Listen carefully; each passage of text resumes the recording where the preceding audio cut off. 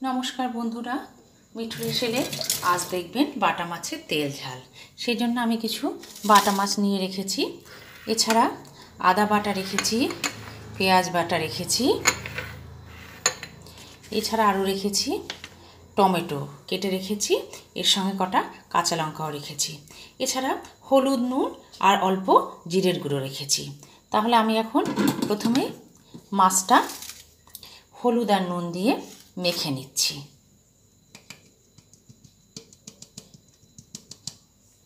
হলুদ দিলাম,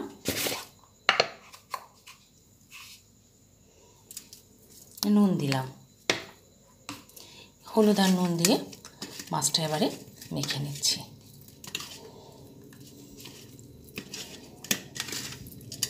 মেখে নিলাম।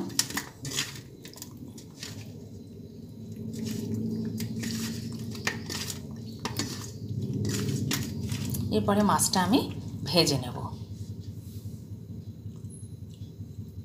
কড়াইতে তেল দিয়ে দিয়েছি, তেলটা গরম হয়ে গেছে। এবারে মাছটা এক এক করে তেলের মধ্যে দিয়ে ভেজে নিচ্ছি।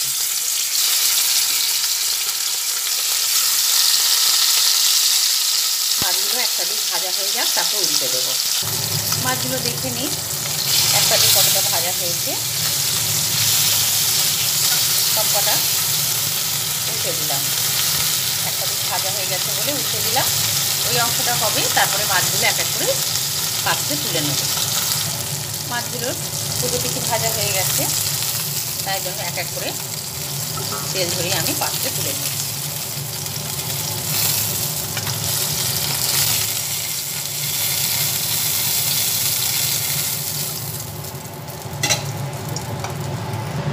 মাছ ভেজে তুলে নেওয়ার পরে কড়াইতে তেল দিলাম। তেল দিয়ে কিছু কালো জিরে দিচ্ছি তেলের মধ্যে। কালো জিরে দিয়ে দিলাম। এক এক করে পেঁয়াজ বাটা দিচ্ছি।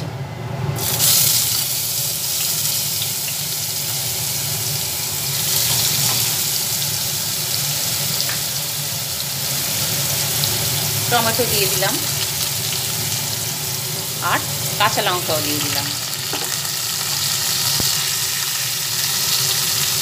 সব একসঙ্গে পেঁয়াজের সঙ্গে ভাজা হচ্ছে। এর মধ্যে অল্প পরিমাণে নুন দেবো। নুন দিলে টমেটোগুলো একদম নরম হয়ে যাবে। অল্প পরিমাণে নুন দিয়ে দিলাম।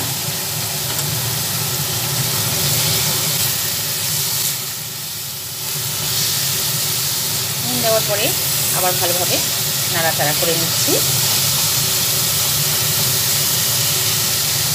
এরপরে এক এক করে হলুদ গুঁড়ো দেবো আর জিরের গুঁড়ো দেবো। হলুদ গুঁড়ো দিয়ে দিলাম, জিরের গুঁড়ো দিচ্ছি।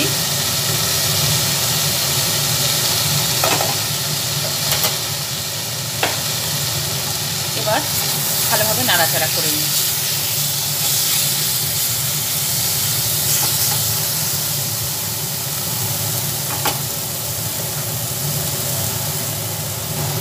অল্প পরিমাণে কাশ্মীরি লঙ্কার গুঁড়ো দিয়ে দিলাম। একসঙ্গে সব দিয়ে এবার নাড়াচাড়া করে নিচ্ছি।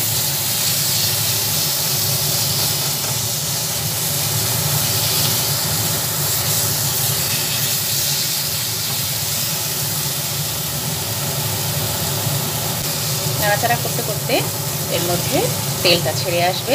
সেই সময় আমি এর মধ্যে পরিমাণ মতো জল দেব।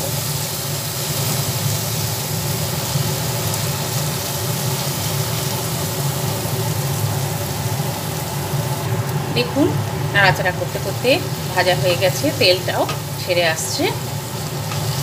সেই সময়ের পরে এর মধ্যে আমি অল্প পরিমাণে জল দিয়ে দিলাম। আমি এখানে 1 কাপ জল দিলাম।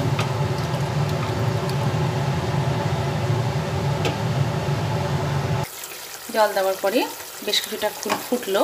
ফোটার পরে আমি এক এক করে মাছগুলো দিয়ে দেবো।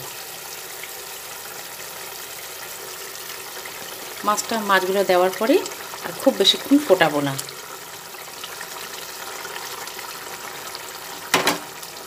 মাছগুলো দিয়ে দিলাম। মাছগুলোকে একটু ঝোলের মধ্যে সুন্দরভাবে দিয়ে দিলাম। আমার এই রান্নাটা যদি ভালো লাগে তাহলে অবশ্যই আপনারা লাইক, শেয়ার এবং কমেন্টস করে আর সাবস্ক্রাইব করে আমার পাশে থাকবেন। এই রান্নাটা রেডি হয়ে গেছে। এটা এবার একটা পাত্রে আমি তুলে ফেলবো। এবার একটা পাত্র নিয়ে নিয়েছি। পাত্রের মধ্যে বাটা মাছগুলো দিয়ে দিচ্ছি। এইভাবে আপনারা বাটা মাছের তেল ঝাল করে খাবেন। খুবই খেতে ভালো হয়, খুব সুস্বাদু একটা পদ।